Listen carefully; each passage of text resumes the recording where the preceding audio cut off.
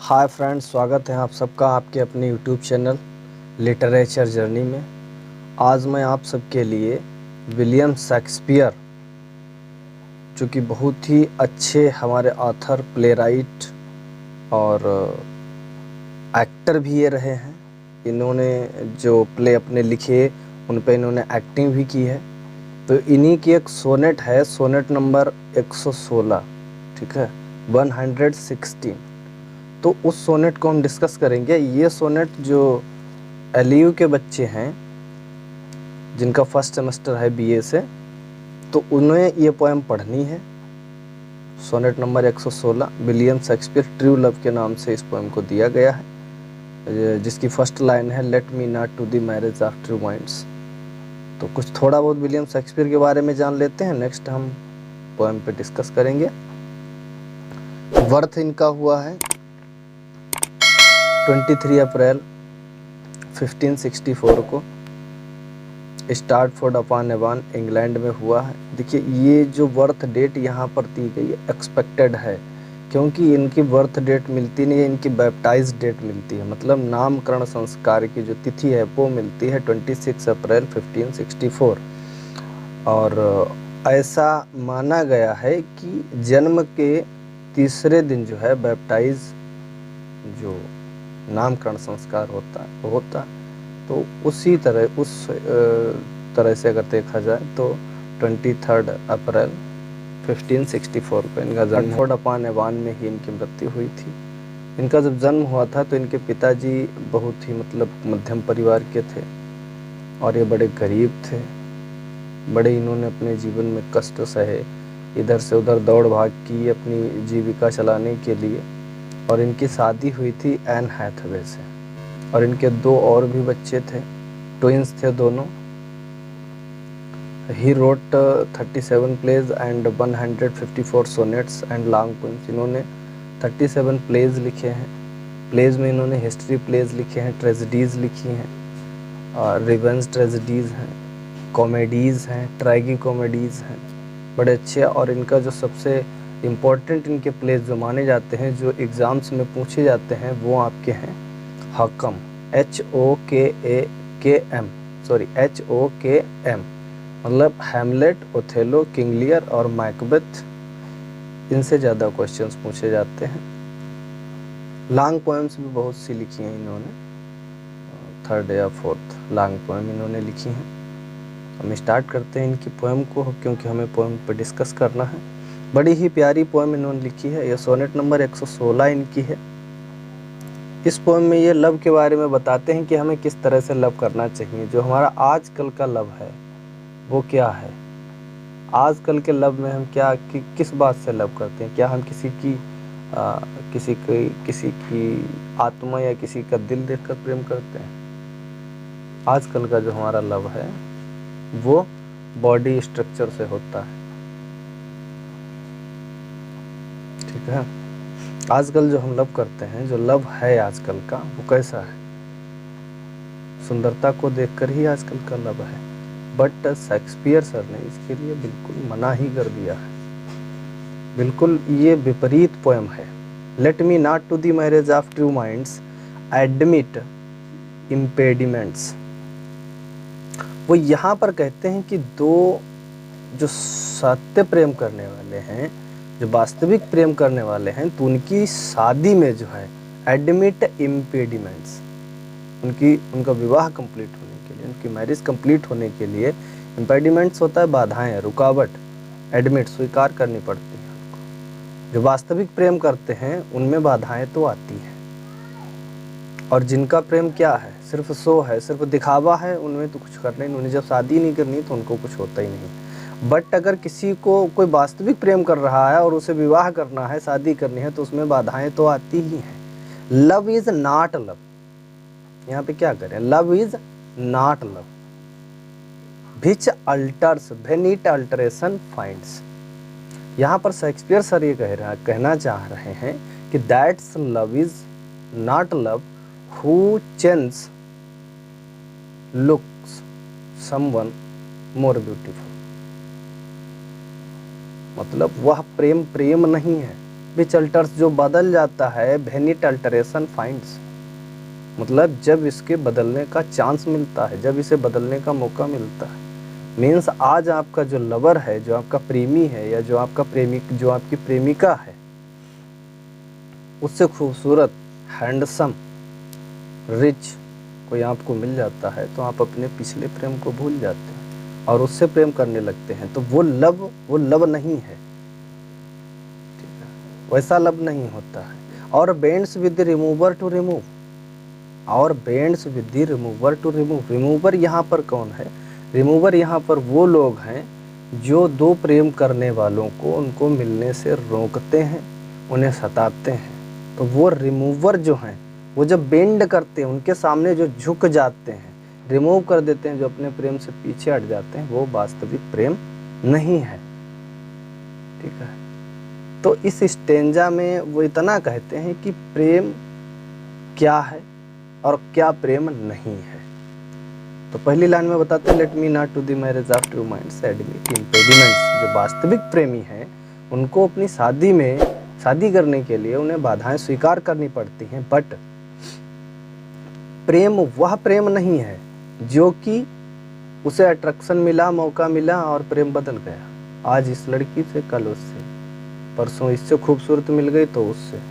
तो ऐसा नहीं है, आज ये लड़का पसंद आ गया, कल वो दूसरा मिल गया, वो धनी है।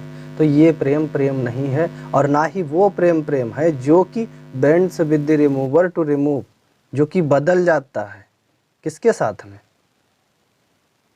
With the remover to remove, जो कि झुक जाता है उन लोगों के सामने जो उन्हें प्रेम करने से रोकते हैं, जो उन्हें प्रेम करने से मना करना चाहते हैं, उनके सामने जो झुक जाए वो प्रेम नहीं है।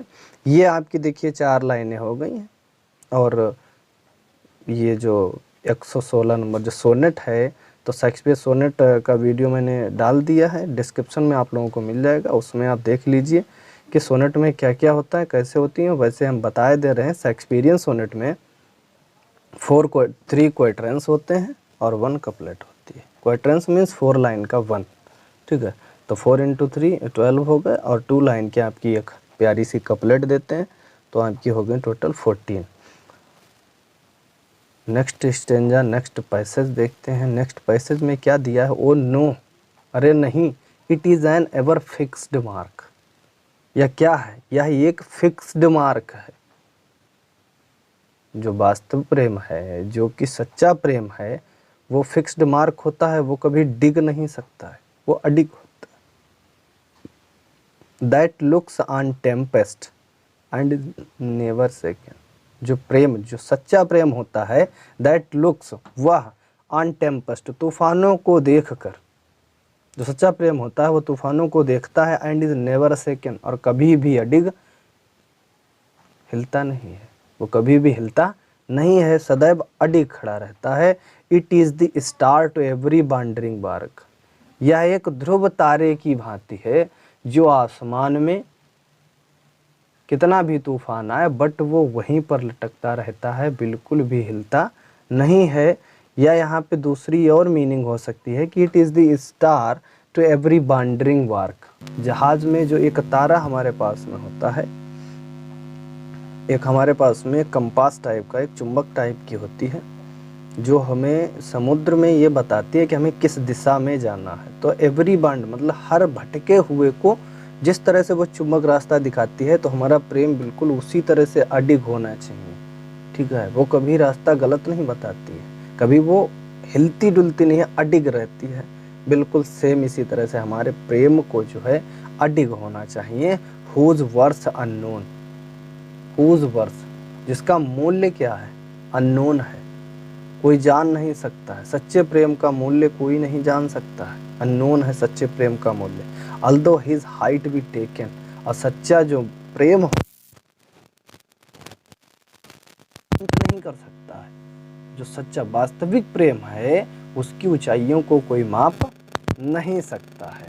तो यहाँ पर शेक्सपियर जी ये बताते हैं कि हमारा प्रेम कैसा होना चाहिए। वो बिल्कुल फिक्स्ड मार्क होना चाहिए, कितना भी टेम्पेस्ट आए, नेवर सेकंड, कभी भी हिलना नहीं चाहिए, बिल्कुल स्टार की भांति जो एक भटके हुए को रास्ता दिखाता है। और इसका जो मूल्य है वो अननोन है, बहुमूल्य है, अमूल्य है, इसका कोई मोल नहीं लगा सकता है, इसकी ऊंचाइयों को कोई माप नहीं सकता है। नेक्स्ट आपका क्वेश्चन है loves not times fool. Loves not times फूल, प्रेम जो है वो समय का दास नहीं है। जो प्रेम है वो समय का दास नहीं है। अब ये लाइनें यहाँ पे क्यों कहते हैं, ये हम आगे की लाइनें जब पढ़ेंगे तो समझ में आएगा कि प्रेम समय का दास नहीं है, इसका क्या मतलब है। दो रोजी lips and cheeks with in his bending sicles compass come. Bending sicles, sicles यहाँ पे समय के सुई के कांटे से लिया गया है, कंपास वही गुनिया होती है कम। मतलब जैसे जैसे समय बदलता जाता है, दो रोजी लिप्स एंड चिक्स, वो गुलाबी होंठ और गाल जो हैं वो समय के अनुसार बदलते जाते हैं। Love alters not with his brief hours and weeks, और प्रेम जो है वो नहीं बदलता है। Love alters not with his brief hours and weeks, प्रेम जो है वो कुछ क्षणों में, कुछ महीनों या कुछ सप्ताह में या कुछ समय में नहीं बदलता है। बट जो प्रेम रोजी लिप्स एंड चिक्स पर डिपेंड होता है वो तो बदल ही जाएगा, क्योंकि ये हमारा शरीर है, ये समय के साथ में ढलता रहता है। हमारा शरीर कैसा है, मॉर्टल है, नश्वर है। और जो प्रेम होता है, जो वास्तविक प्रेम होता है टू हार्ट्स का, टू सोल्स का, वो समय के साथ नहीं बदलता है। इसलिए कहा है कि लव्स नॉट टाइम्स फूल, कि प्रेम जो है वो समय का दास नहीं है। But bears it out even to the edge of doom. But bears, लेकिन वो सहन करता है, it out even to the edge of doom. मतलब एज ऑफ डूम, एज का मीन्स किनारा और डूम मीन्स अंधकार, अर्थात मृत्यु तक वो उसे सहन करता है। जो प्रेम है वो मृत्यु तक रहता है, बिल्कुल अंधकार के उस किनारे तक वह प्रेम रहता है, वह समय समय पर बदलता नहीं है। बट जिनका प्रेम रोजी लिप्स एंड चिक्स पर डिपेंड है, गुलाबी होठों और गालों पर डिपेंड है, आधारित है, उनका प्रेम जो है वो समय के साथ नष्ट हो जाएगा, क्योंकि जब वृद्धावस्था आती है तो सुंदरता समाप्त हो जाती है। लेकिन जो सच्चा प्रेम है वो समय का दास नहीं है, वो इन चीज़ों को नहीं देखता है, वो अंधकार के उस किनारे तक साथ देता है। लास्ट लाइन्स 2 लाइन्स हैं जो कि कपलेट में लिखी गई हैं। If this be error and upon me proved I never write, I never write nor no I never loved. यहाँ पे शेक्सपियर सर बहुत अच्छी बात कहते हैं, कहते हैं if this be error and upon me proved, यदि यह सब गलत सिद्ध हो जाए, जो लाइन्स इन्होंने ऊपर कही हैं, जो 3 क्वेश्चंस में जो बातें इन्होंने कही हैं, यदि ये सब गलत सिद्ध हो जाए, एंड अपॉन मी प्रूव्ड, और मुझ पर ये बिल्कुल सिद्ध हो जाए, ये मुझ पर सिद्ध हो जाए, आई नेवर रीड, मैं कभी नहीं लिखूंगा, nor no man ever loved, nor no man ever loved, या तो उस व्यक्ति ने कभी प्रेम ही नहीं किया होगा।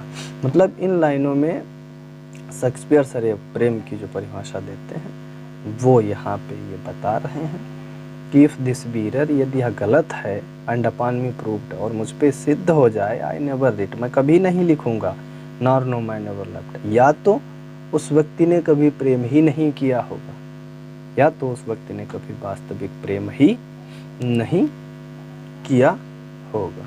ठीक है, तो ये जो पोएम है ये डेडिकेटेड की है विलियम हार्वर्ड को, इनके फ्रेंड थे, उनको ये पोएम डेडिकेटेड है। और शेक्सपियर सर ने विलियम हार्वर्ड WH सर हैं, और डार्क लेडी और क्यूपिड, ठीक है, क्यूपिड एक गॉड हैं, लव गॉड, उनको इन्होंने अपनी सारी सोनेट्स डेडिकेटेड की हैं, उनके लिए लिखी हैं। और इन्होंने अपनी पत्नी के बारे में कुछ भी नहीं लिखा, ना ही उनके लिए कोई सोनेट लिखी, ना ही कोई बात लिखी। क्यूपिड जो हैं वो लव गॉड होते हैं, जैसे इंग्लिश मैथोलॉजी में क्यूपिड हैं और हिंदू मैथोलॉजी में होते हैं कामदेव। ठीक है। से हिंदू मैथोलॉजी में लव गॉड कामदेव को माना जाता है, उसी प्रकार से ये लव गॉड है। और इसकी राइमिंग स्कीम हम देख लेते हैं। इसकी राइमिंग स्कीम क्या है? तो इसकी राइमिंग स्कीम फर्स्ट क्वार्टरन में ए बी, सेकेंड क्वार्टरन में सी डी, और जो आपका थर्ड क्वार्टरन है उसमें ई एफ, और लास्ट जो कपलेट हैं वो जी। तो ये इनकी राइमिंग स्कीम, और यही राइमिंग स्कीम है इनके सोनेट्स की। हर सोनेट की यही राइमिंग स्कीम मिलेगी। और Shakespearean sonnet, English sonnet, Elizabethan sonnet, ये सभी सोनेट एक ही हैं, कुछ भी अलग नहीं है। और ये पीडीएफ आप लोग अगर चाहें तो ये पीडीएफ आप लोगों को लिटरेचर जर्नी के नाम से टेलीग्राम पे एक चैनल है, वहाँ पे आप लोगों को ये पीडीएफ मिल जाएगी। ये पूरी अच्छी तरह से आप इसे पढ़ सकते हैं, समझ सकते हैं।